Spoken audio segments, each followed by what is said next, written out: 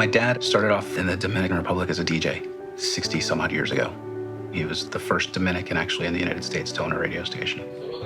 Radio Cumbre has been here for 27 years. We're a family-run business. We're a music format, but we really have a very strong community focus. We're probably close to 40% Hispanic here. It was a Saturday morning, and I had a phone call from my sister.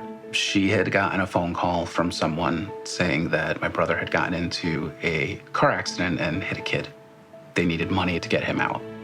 Not long after that, I'm sitting at my parents' house, and my dad gets a phone call. The person said, "Hey, abuelo, it's your favorite grandson. I'm in Manhattan. I got into a car accident. I kind of need your help." My nephew lives in Florida. He's a college student. Con artists are very, very good at pretending to be people that they are not. The first thing they do is get you into a state of panic and fear. They don't want you to be thinking very carefully. They'll convince you that your relative is in trouble, somebody that you love is in trouble, and that you can help them. And you can help them by sending money. Don't do it. It's a scam. It got me really upset, and that's where, I decided, I was like, we've got to come in and do something about this so that other people don't have to do this. What we did was put it in as a news piece during our morning show. We wanted to make the public aware this was happening in our community, that people were getting calls, that the Hispanic community was being targeted.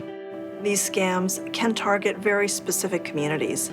So when it's happening to you, chances are it's happening to people you know, people you love. So tell other people about it. Warn them. By talking about it, telling these stories, you're helping to protect not just yourself, but your whole community.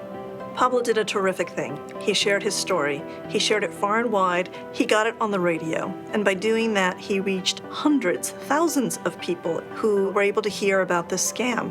Once you know about the scam, you can avoid it.